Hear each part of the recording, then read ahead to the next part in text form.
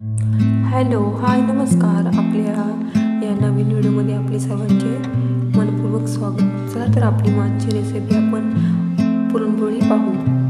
पुरणपोळी बनवण्यासाठी सर्वप्रथम इथे आपण चणा डाळ, किसलेला गूळ, जायफळ, वेलचीचे दाणे, त्यानंतर इथे कणिक मळण्यासाठी मैदा घेतलेला आहे.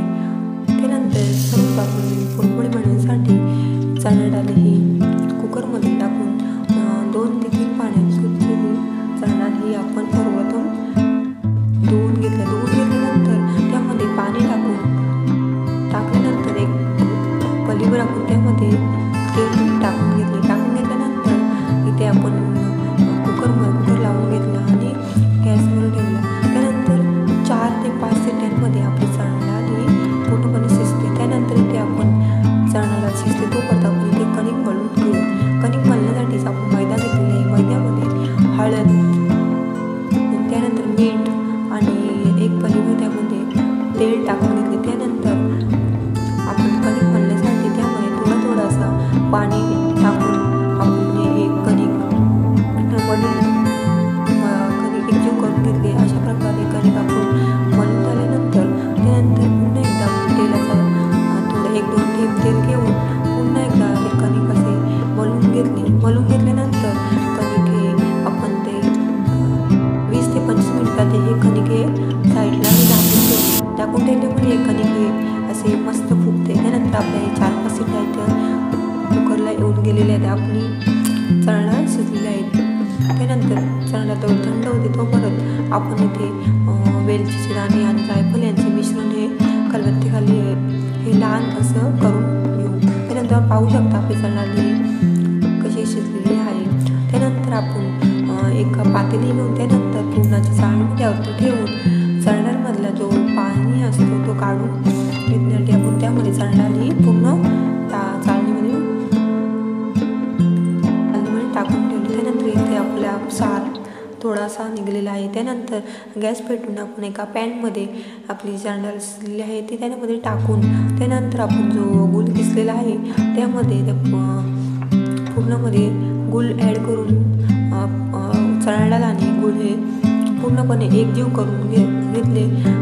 तेव्हा गॅस ही आपली मंद आचेवरच हे पूर्ण आपले पूर्ण असा पुरण शिजून दिले. तेव्हा त्यानंतर आपण त्यामध्ये वेलची थोडे आणि चवीनुसार त्यामध्ये त्या पुरणामध्ये मीठ टाकून त्यानंतर आपला पुरण इथे अशा प्रकारे तयार झालेला आहे. त्यानंतर पुरण हे गरम असताना ते पूर्णाच्या चाळणीमध्ये ते मिश्रण टाकून ते पुरणाचं पुरण हे चाळून घेतल्यामुळे पुरणाचे पुरण हे एकदम असे कुठेही म्हणजे असा मोठा खडा राहत नाही आणि मऊसूत असे तयार होते पूर्ण.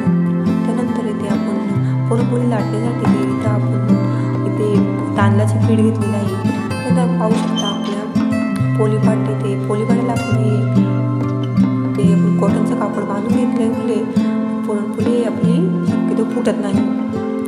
त्यानंतर आपण इथे गॅसवर तवा ठेवल्यानंतर आपण पुरणाचे ते असे गोळे करून इथे पुरणाचे करून ठेवल्यामुळे नंतर आपण जो कणिक मळला आहे त्याचा असा चारा करते वेळी आपण जो आपण तांदळाचा पीठ घेतलाय तो पण आपल्या हाताला घेतल्यामुळे आपण चारा हाताला चिटकत नाही. त्यानंतर आपण ज्या चाऱ्यामध्ये तयार केलेले पुरणाचे गोळे ते एक ठेवला. त्यानंतर आपण ज्याप्रमाणे मोदकाचं प्रोसेस करतो त्याचप्रमाणे हा आपण इथे चारा तयार करून घेऊन तो चारा नंतर प्रेस केला तर अशा प्रकारे आपला पुरणपोळीचा इथे चारा तयार केलेला आहे. त्यानंतर पुरणपोळीचा चारा लाटण्यासाठी आपण सर्वप्रथम पोळीपाटावर पीठ घेतल्यानंतर तो चारा ठेवला. त्यानंतर वरतून पीठ टाकले. त्यानंतर हलक्याशा हाताने लाटण्याखाली आपली ही पुरणपोळी आपण लाटून घेतली. त्यानंतर पुरणपोळीचे जे वरचे पीठ आहे ते पूर्णपणे आपण सुती कापडाखाली ते पूर्ण काढून घेतल्यानंतर आपण पुरणपोळी आपली ही आपण तव्यावर टाकल्यानंतर आपण एका बाजू शिजल्याशिवाय ती पलटाची.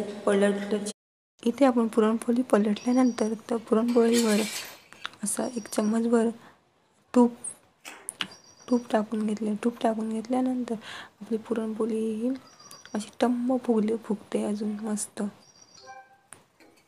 अशा प्रकारे ते आपली ते पुरणपोळी ही ते तयार झालेली आहे.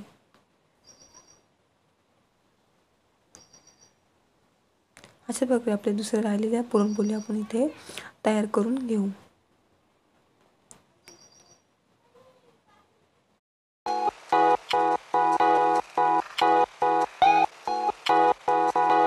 आपली इथे पुरणपोळी तयार आहे. माझा व्हिडिओ तुम्हाला आवडला असेल तर प्लीज माझ्या व्हिडिओला लाईक आणि माझ्या चॅनलला सबस्क्राईब करायला विसरू नका. इथेच माझा व्हिडिओ एंड होतो. नमस्कार.